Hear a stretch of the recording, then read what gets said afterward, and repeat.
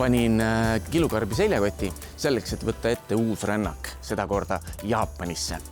Tahaks väga teada, mis on Jaapani puhul sellist, mis eestlasi üha rohkem ja rohkem sinna puhkama kutsub. Muidugi tahaks veel teada, kuidas selles maailma kõige moodsamas riigis Eesti iidse talupoja mõistusega ellu jääda. Ja üks eesmärk on veel. Ma tahaks kuhugi tallu sulaseks minna. No nii palju mõtteid vähemalt siia poole suundudes. Vaatame, kui palju neist realiseeruvad. Loodame, et kõik.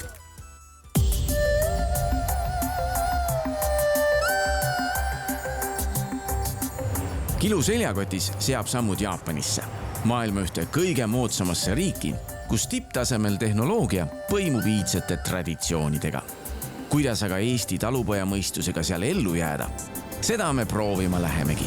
Seljakott seljas, kilukarp kotis, hüppame pea ees tundmatusse, kus nii mõnigi kogenud reisisel on pidanud alla vanduma. Nagu meil on kombeks saanud, otsime üles siinsed eestlased, põnevad paigad ja erilised tegevused. Anname nippe, kuidas suurlinnas Aginas hakkama saada ning reisist viimast võtta. Teekond algab ja lõpeb Tokios, kuid viib ka Jaapani maakohtadesse, kus avaneb võimalus kogeda seda õiget ja ehedat elu. Seljakott selga, kilukarp kotti ja asume Jaapani poole teele.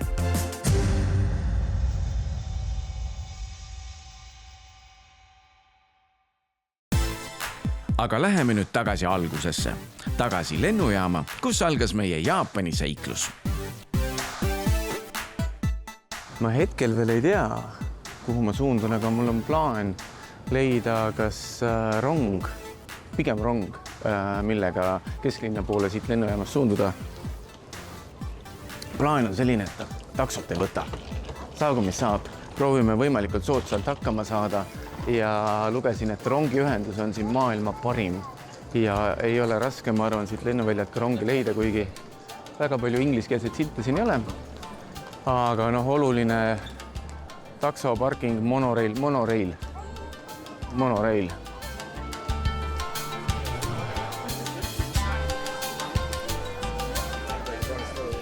Ma näen, kus on terminal 3, kus me praegu asume. Siis ma näen siinseid sisemingisuguseid liine ja ma näen ka tervet Tokyotist. Aga ma ei suuda siin küll orienteeruda, et milline see meie liin üldse peaks olema.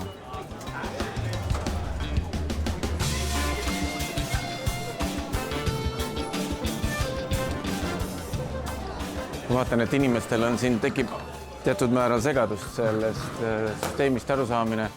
Aga esimesed emotsioonid lennuki pealt maha tundes väga positiivne. Kõik on organiseeritud, teenindajad naeratavad, annad oma passi ära, ei pea tundma nagu kurjategija, et mis nüüd saama hakkab. Inimene naeratab, kui sul ei ole elukoha registreerimispaberid tehtud, siis ta juhatab sind järgmise laua juurde. Kõik on lihtsalt nii viisakas, et hakka või nuttu. Infopunkt on see, kus tasub küsida, et lihtsalt hoida aega kokku ja mitte teha ülearuseid sõite siin linnas, sest siin võib sattuda tont teab kuhu.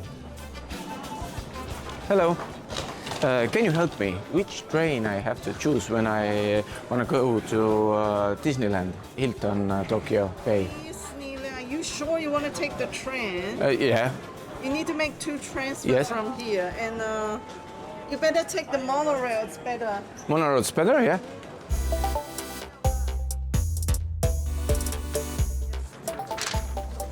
Niimoodi. Üks mure jälle vähem. Tulebki see monorail võtta. Küll aga seal tuleb 3 erinevat piletit osta. Ja 1, 2, 3 peatust, siis tuleb ümberistumine ja siis me jõuamegi peaaegu Disneylandi värava taha, ehk siis tegelikult, kus asub ka meie hotell. Aga vaatame.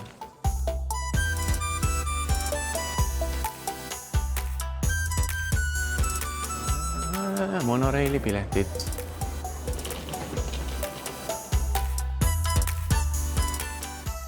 Siiamaani siin lennujaamas on kõik sujunud.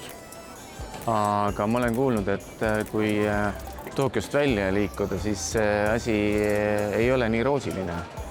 Et siis tuleb ilmselt sõnaraamat või Google Translate appi võtta. Ei ole hullu, saabki põnev olema. Muuseas müüakse ju ka väikseid selliseid tõlkemasinaid, mille ma plaanin kindlasti osta omale, et lihtsalt kuulata, mida need inimesed siin ümberringi räägivad. Teate, ma ütlen teile ühe lihtsama variandi veel. See kaart võib teil taskus olla, juhuks kui telefon tühjaks läheb, aga ma soovitan Google'it kasutada. Sest tegelikult, kui te sisestate sinna oma sihtkoha, siis sealt on võimalik välja nokkida kenasti kõik rongiajad, kõik bussiajad, erinevad võimalused, kõik on minuti täpsusega seal äpis kirjas. Interneti pärast ei pea muretsema, sest lennujaamades on tasuta wifi. Kui te siit aga välja astute, siis on tarvis küll kas osta kohalik sidekaart või siis teha eelnevalt e-SIM-kaart. Ehk siis koha peal aidatakse sind igakülgselt.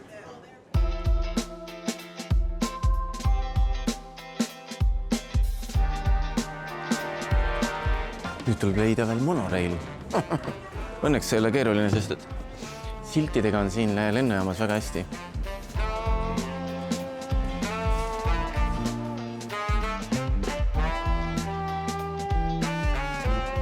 Selline pisikese pilet välja näeb, aga see on väga oluline ja seda ei tohi teps mitte ära kaotada. Kui monorailist välja minna, siis tuleb masinasse pilet taaskord läbi lasta ja kui juhtub, et sa oled kogemata sõitnud mõne peatuse rohkem või isegi mitu peatust rohkem, siis pead sa selle vahe kinni maksma. Nii et ei mingit sobi tegemist. See masin võimaldab teil vahe kinni maksta ning pääsetegi ausa poisina kenasti jaamas välja. Nii, 180 kohalikku tuleb juurde maksta, siis me pääseme siit kenasti välja. Nii nagu siin riigis kombeks on. Nii, pilet olemas, raha olemas.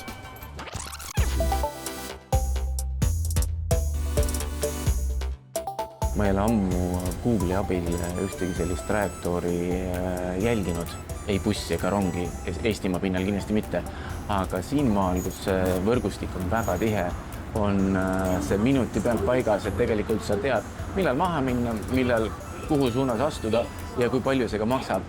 Et meie tunniajane monoreili trip lennujaamast hotelli läheb maksma 1190 jeeni, mis Eesti rahast umbes 7 eurot, mis tegelikult ei olegi väga palju ühistranspordi pileti eest. Tingimused on väga mugavad.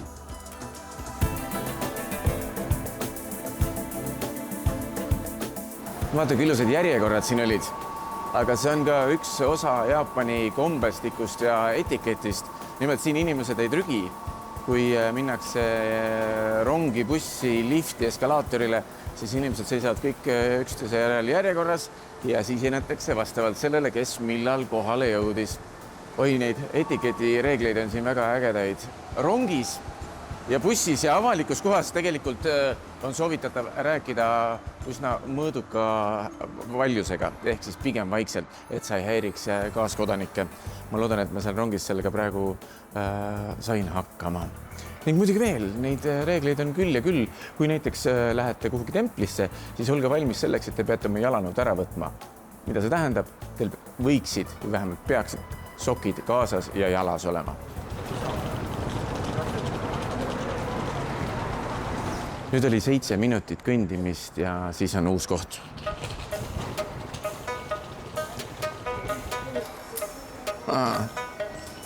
Nii. Et ei jääks muljet, nagu Jaapanis või Tokyos oleks vähe inimesi, siis lihtsalt me sattusime valel ajal eskalaatori peale.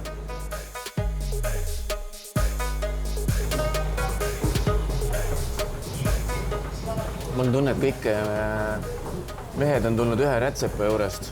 Mustad ülikannad, valged särgid ja sarnane lõige.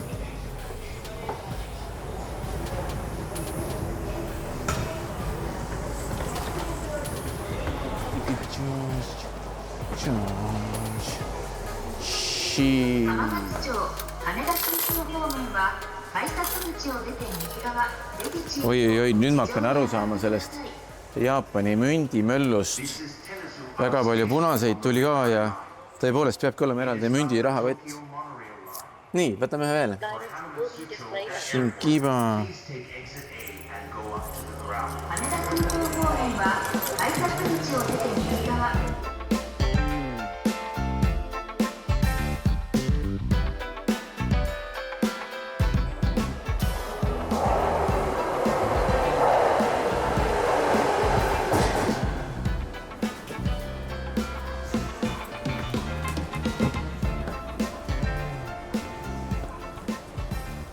Ma muutun kohe jaapanlaseks.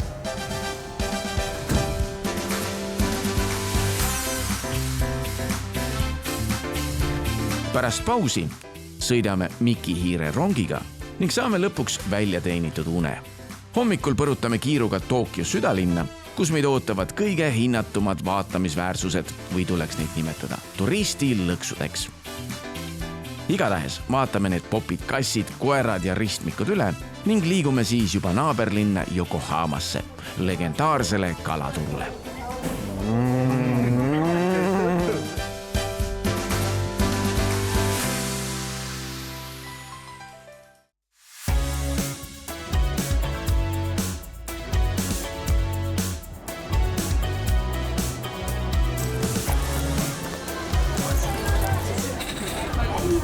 Olete te kunagi Disney rongiga sõitnud, Piilupardi või Mikihiire rongiga? Ei ole. Eestis on võimalik sõita ilmselt selle rongiga, mis läheb Türile, külla Jürile ja igasugu õnnetused juhtusid ka. Kuuldavasti on Disneylandil hästi palju tunneleid ja need tunnelite võrgustik on loodud sellepärast, et töötajad saaksid rahulikult liikuda, kuna päevasel ajal liigub siin maa peal väga-väga palju inimesi. Lisaks helilainete abil on sellest pargist eemale peletatud kõik sitikad ja putukad ning kuuldavasti ka kassid on siin head tööd teinud, nimelt hiiri ja rotte pole mitte kusagil näha.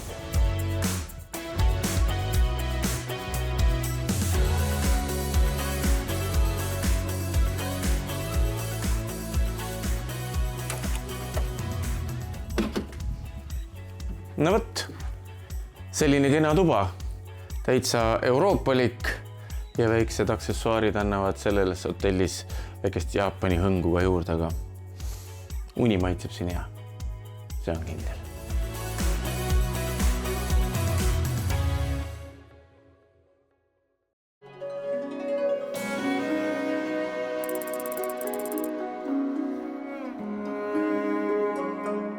Mis oleks, kui ärkaks hommikul hoopis keset Disneylandi? Minuga niimoodi juhtus, nimelt meie hotell Tokyo Hilton Bay hotell asub täpselt Disneylandi maadel, mida siin Tokyos on kokku 2 ruutkilomeetrit. See ehitati aastal 1983 ja toona oli ta maailma kõige suurem lõbustuspark ja ainuke Disneyland väljaspool Ameerika Ühendriike. Tänane päev ootab meid ees Tokyo vaatamisväärsustega. Plaani on lihtne võtta siit, nagu ikka, tavaks saanud monoreil ja sõita sellega kesklinna, kus on Jaapani või Tokyo suuremad vaatamisväärsused.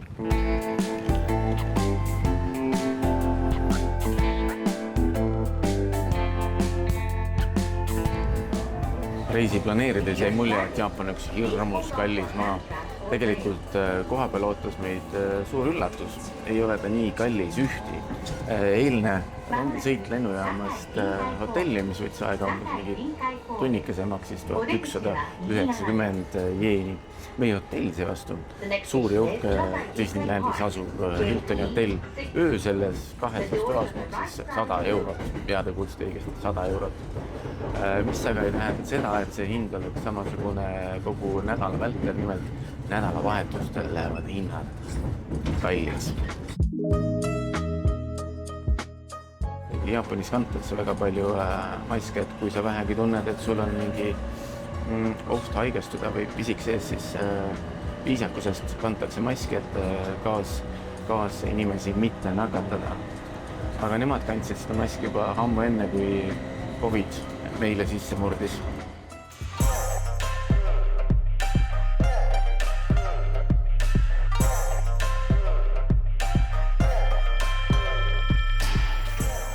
kui te olete tulemas Tokyo linna peale, siis turismi brošüür ütles asjad, mida kindlasti kaasa võtta. Number 1, võtke kaasa vihmavari. Võib-olla ootamatuid vihmasademeid, võib-olla palavat päikest, sellepärast on see oluline. Number 2, võtke kaasa sularaha, mündid. Siin metroos saate kiiresti liikuda, kui mündid on taskus. Number 3, võtke kaasa salvrätik.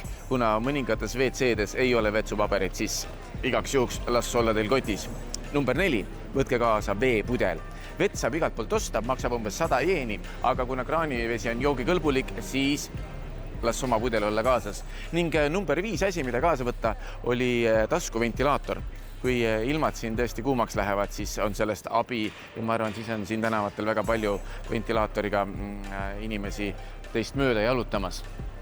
Kui te tulete Tokyosse linna vahele uudistama, mis iganes tegema, arvestage, jalgsi tuleb siin väga palju liikuda. Nii et varuge kannatust, varuge aega, varuge energiat ja pange jalga õiged jalanõud. Mina panin jalga vennasrahvaste poolt toodetud sportjalanõud, millega on väga mugav liikuda. Olen seda testinud juba erinevates kiluseljakoti hooaegade saadetes. Siin lähistel kusagil peaks olema kaua oodatud, kaua otsitud Shibuya ristmik. Koht, mida nädalas ületab 1,5 miljonit inimest ja mis on kõige populaarsem sotsiaalmeedia tootmise koht terves Tokyos. Siin käib üks korralik trall käib. Rahvast on siin väga palju ja võimalust võõramaalasena esimest korda Tokyos viibides ära eksida on. No see võimalus tõeliselt suur. Aga kõik inimesed on ikka telefonides, ilmselt otsivad kohta, kuhu nad minema peaksid. Siin me oleme, ma peaksin nüüd sukelduma sellesse linnamelusse, aga kuhu poole või miks seda ma veel ei tea. Esimene siuke sahmakas on nagu ära käinud, et esimesed pileti ostmised, need olid võib-olla kõige keerulised. Sahmakas aru, kuidas see linn ja süsteem üldse toimib, aga väga palju positiivsust, kuidagi õhkub. Inimesed naeratavad, kummardavad, rõõmsad. Ma ei tea, ma ei ole harjunud sellises suurlinna vaibiga. Ma arvan, et meid ootab ees üks väga meeleolukas seiklus siin linnas ja siin riigis. Ja mis kõik, ma panen iga hetkega tähele seda, et minu arust need jaapanlased, kes nad ei ole siin, ütleme, Tokyos varem käinud või selline mulje on küll, et nad oleks nagu ise ka esimest korda siin linnas. Suured silmad, imestamine ja kõikidest asjadest kuidagi rõõmu tundmine, üllatused. See on äge.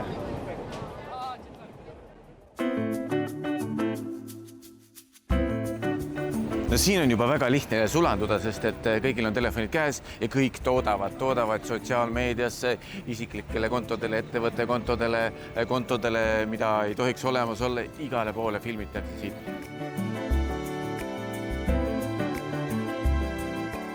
See koer, tema lugu on järgmine, et tema oli väga truu koer, tema käis iga päev oma peremees siin jaamas rongi peale saatmas, kuni ühel päeval peremees ei tulnudki enam töölt tagasi.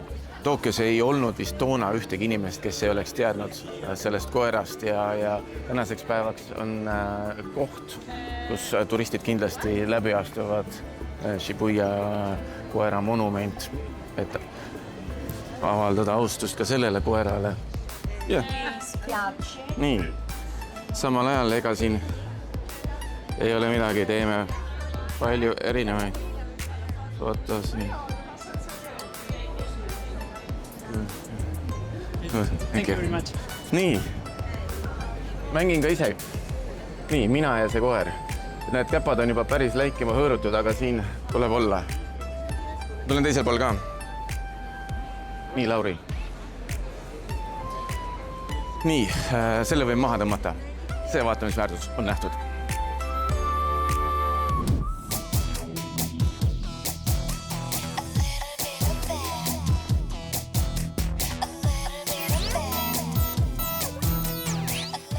Kas te näete ja kuulete, mis mu selja taga toimub?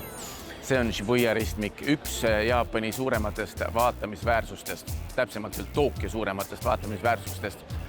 väga oluline roll, sest et kõik turistid, kes Tokyot külastavad, ilmselt siia ristmikule ka satuvad. Nädalavahetuse päevadel, laupäeval, pühapäeval külastab seda ristmikku umbes 400 000 inimest päevas. Aga nädala läbilõikes on seda rahvast rohkem kui Eesti riigis kokku elanikke. Niisiis, selline harras moment. Käärime käised üles, et võtame telefonid välja, sest ma ei ole näinud ühtegi inimest, kes ilma telefoni filmimata seda ristmikku ületab ja läheme. Nii. Vaatan, siin on erinevas asendis pilte tehakse erinevate tegelaskujudega. Mehed, naised, lapsed läbi segi. Ma vaatan siin gentleman mees napilt peaaegu komistas, aga õnneks on see roheline piisavalt pikk, et siin jutustada, liikuda, pildistada, need emotsioonid kõik ennast vastu võtta ja jõuda teisele poole ristmikku turvaliselt.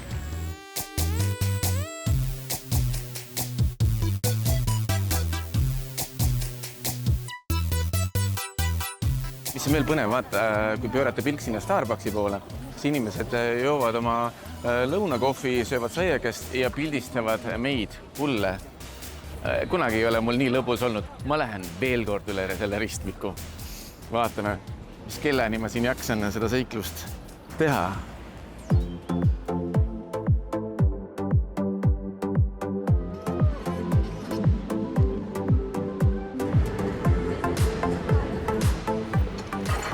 Üheks selliseks maamärgiks siin Tokyos on ka Shinjuku 3D kass. Vaat see on kass, mis kass on. Ei ta taha süüa, ei ta taha juua, nurrub ja lustib vaatajatega, keda siin ekraani all on ka. Ma arvan, päeva jooksul käib siitki 100 000 läbi. Aga ta tundub selline lõbus vaatamisväärsus olevat. Kuigi ausalt öeldes veelgi rohkem paneb mind hämmastama nende meeste töökoht seal ekraani all. Seal on kontor klaasist seintega, 2 härrasmeest, kes koosolekut peavad ja ekraan ja redel. See on kõik, mis seal kontoris on. Ja nemad peavad selle tähelepanuga igapäevaselt hakkama saama. Muuseas, ega tänavatel kassi siin väga näha ei olegi, nii et kui tahate Tokyos kassi näha, siis tulge siia. Siin ta on väga suur ja väga sõbralik. Tokyos ei meelita rahvahulki Euroopale omased lossid ja muuseumid, vaid siinse metropoli tõelised sümbolid on popkultuuri tegelased. Hoonete katustel kohtab hiiglaslikke kujusid, sealhulgas kõige kuulsamat Godzillat. 1954. aastal sündinud koletis kehastas algselt tuumakatastroofi hirmu, kuid on tänaseks muutunud ülemaailmseks pop-ikooniks. Hiiglaslik suurus, radioaktiivne tulehingus ja äratuntav möire on teinud Godzillast Jaapani kinokultuuri lahutamatu sümboli. Vaatamisväärsusi, mida Tokyos külastada, on ilmselt tuhandeid ja tuhandeid. Eks igaüks teeb oma kodutöö ise, aga meie ammutasime oma soovitused sotsiaalmeediast ja sealt saimegi mõtte minna Shibuyasse koera vaatama, tulla siia Shinjukusse 3D kassi vaatama ja mõned kohad on veel Tokyos külastamata. Teeme seda kindlasti, aga aeg siin hakkab meil kahjuks otsa saama, nii et peame oma asjad ära pakkima ja õige pea juba lahkuma sellest imelisest linnast, mis mulle tundub ei maga mitte kunagi.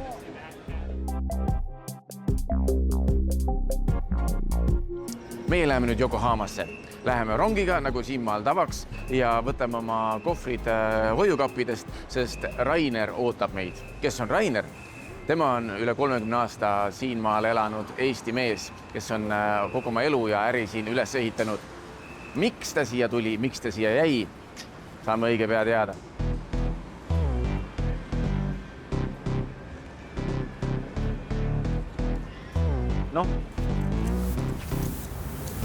Kui teaks, siis lähed Yokohamasse, sinna poole vist.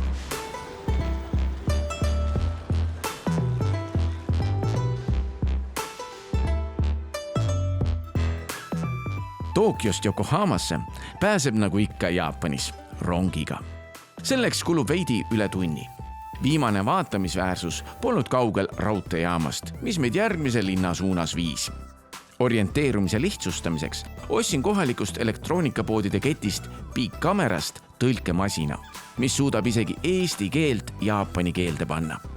Odav see polnud, kuid siin ei saa kõike kätega selgeks teha.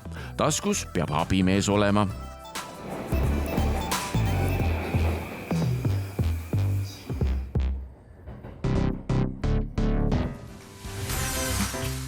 Pärast pausi võtame suuna naaberlinna Yokohamasse, kus meid ootavad seiklused kohalikul kalaturul, mis varustab ümberkaudseid tipprestorane eksootiliste veeelukatega. Ja näete, päris hea hind.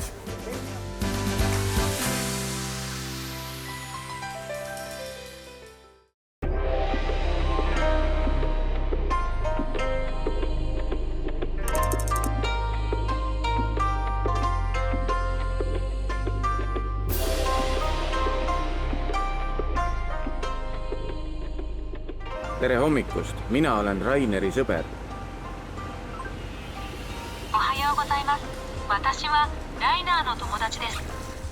Yokohamas liitus meiega 3. meeskonnaliige Marko, kes reisis Jaapanisse ihuüksi. Markot tunnevad saate fännid aga Kariibi mere episoodidest, kus ta oli veel kaamera ees külalisena.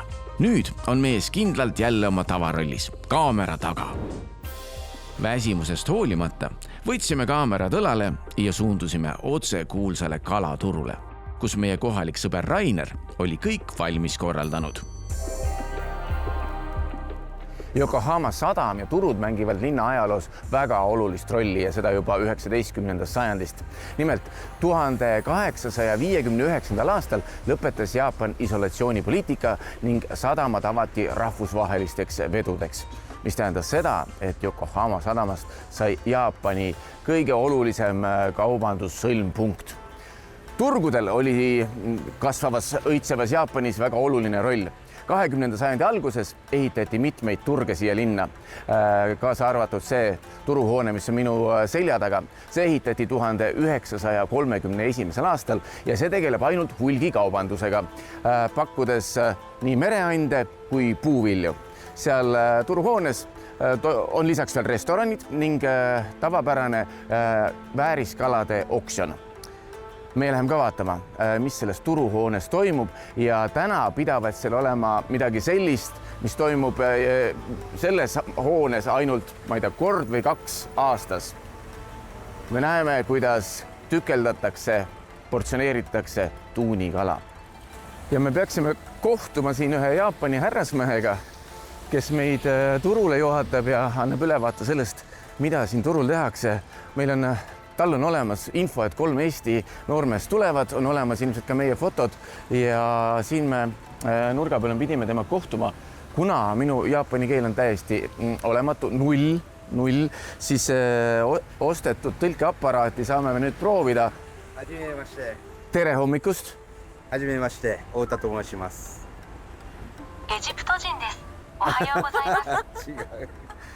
Minu nimi on Eero.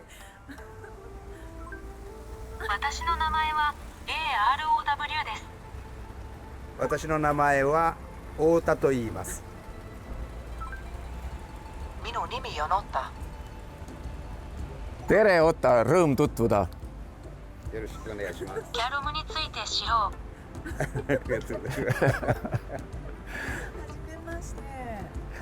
う。 Minu nimi on Eero. 私の名前は AROW です。 はじめまして、私の名前は森本です。 Tore sinuga kohtuda. Minu nimi on Morimoto. Morimata. Ota Morimata. Nice to meet you. Nii, me oleme valmis, õnnelik kohtumine on aset leidnud ja mul on hea meel, et meid juhatatakse Yokohama kalaturule.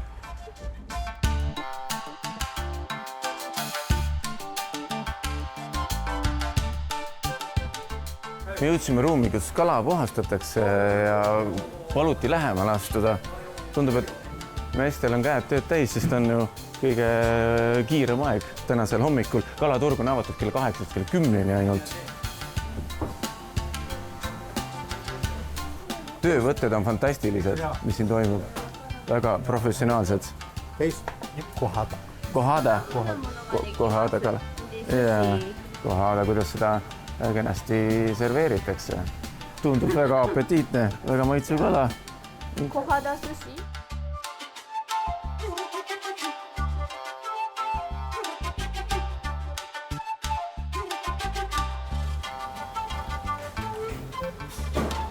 Ahah.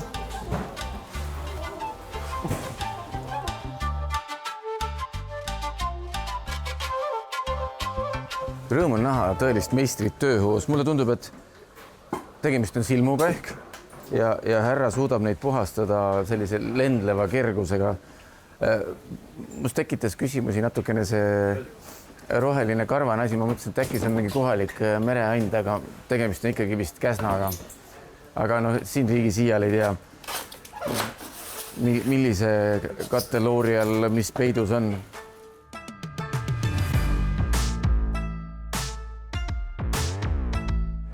Selline näeb välja üks kalaoksjoni toimumise koht Yokohama kalaturul. Nimelt siia saavad kõik huvilised kenasti, ilmselt püsti seistes koha sisse võtta ja oksjonile minevad tooted tuuakse siis kahele letile ja ilmselt on nad värskemad kalaroad, mida siin pakutakse. Huvitav, kas siin unustavad jaapanlased oma tagasihoidlikkuse ja tarmukuse ja lähevad tõeliselt tuliseks saamaks seda parimat tükki, mida nad ihalevad, või toimub kõik ikka pühas vaikuses, võidetakse oksjon, kõik saab läbi ning rahulikult suundutakse koju. Ei tea.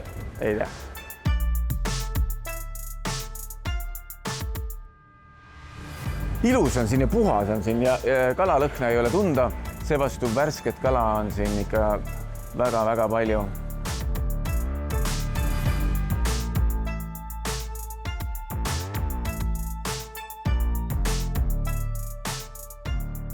Värsket 8 jalga.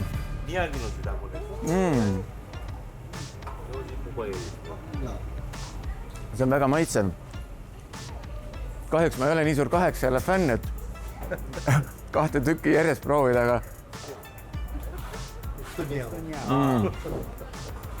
aga ma ütleks, et mõnus krõmps. Ei vajagi muud kui natuke värsket kastet peale. Mis sa hommikuks veel tahad? Natuke värsket mereandi. Arigato.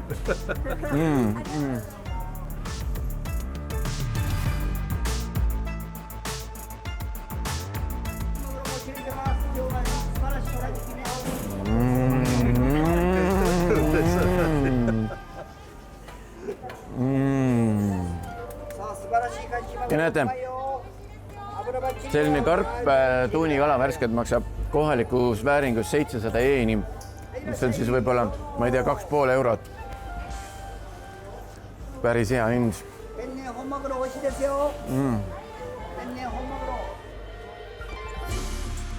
Yokohama kalaturul liigub iga päev ligi 400 tonni mereande.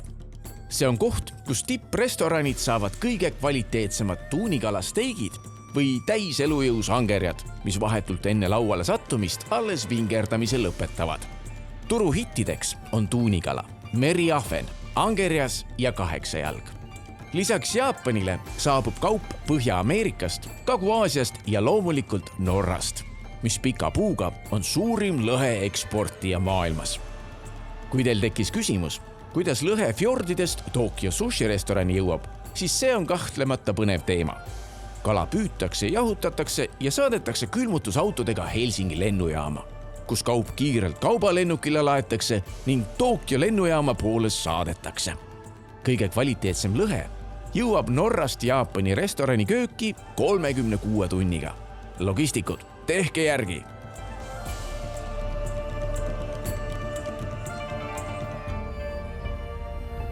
Sellest muljetavaldavast suurest tuunikalast veel muljet avaldavam on see nuga, millega seda kala tükeldatakse. Et kui suur meister sa pead olema, kui mitu erinevat kooli läbi käima, et tuunikala kallal tulla. Kusjuures vaadake selle kala pead, siin on ikka mingi 3 kala pead. Milline tubli tükk. nii, aga laseme nüüd meistril töötada. Ja need mehed juba teavad, millist tükki, millisesse portsjonisse lõigata. Aga erinevad toonid on kaladel. Ilmselt on 3 erinevat kalapead, mida me siin näeme ja annavad märku sellest, et 3 erineva kalaga on tegu. Lihavärv on erinev. Ma ootan, et seda kõige pikemat nuga kasutama hakataks. Ma väga loodan. Nii tore. エストニアでは生の魚を食べますか？お刺身で食べますか？ Süüakse.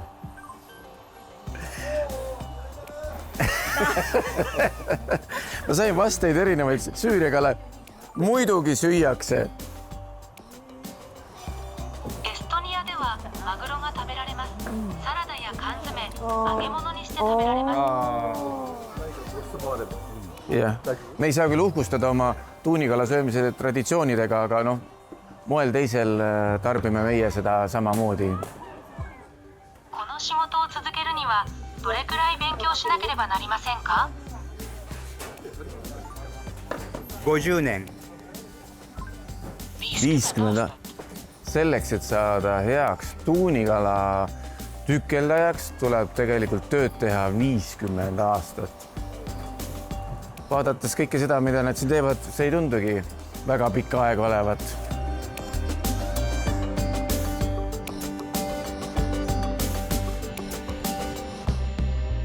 Eesti kalamehed armastavad rääkida sellest, et kala pikkust nad ju näidata ei saa, aga silm on selline. No kuulge, selle kala silm on selline.